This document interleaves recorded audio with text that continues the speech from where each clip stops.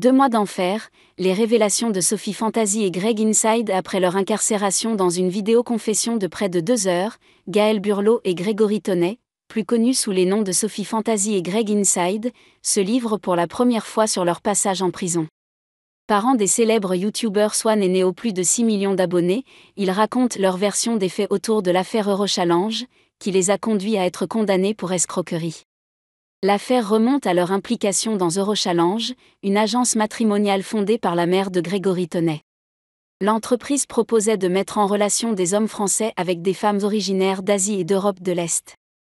Mais rapidement, plus de 300 plaignants dénoncent des pratiques douteuses, contrats falsifiés, prestations facturées en double, promesses non tenues.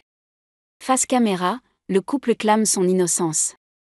Ils affirment avoir agi en toute transparence et évoquent même des histoires d'amour réussies grâce à leur activité.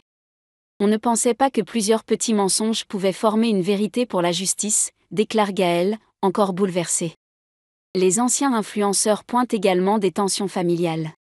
Ils accusent le directeur juridique de l'époque d'avoir monté un dossier à charge, et dénoncent la trahison d'Anne-Marie Musé, la mère de Grégory, ainsi que de ses frères, qui auraient tous témoigné contre eux. On nous a désignés comme les seuls coupables, regrette Grégory. Condamnés initialement à 5 ans de prison dont 18 mois fermes et à 100 000 € d'amende chacun, leur peine a été réduite en appel à 2 ans avec sursis. Selon eux, leur notoriété aurait joué contre eux, dans un contexte de méfiance grandissante envers les influenceurs.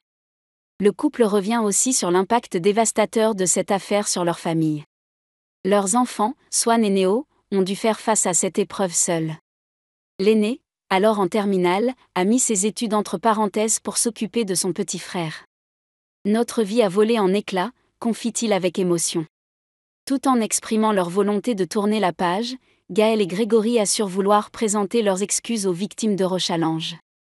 Mais leur discours oscille entre regrets, défense personnelle et critique envers leur entourage. Notre famille renaît de ses cendres, comme le phénix, conclut Gaël, déterminé à retrouver sa place sur YouTube. Le couple annonce d'ailleurs son grand retour avec de nouveaux contenus, remerciant leurs abonnés pour leur soutien indéfectible.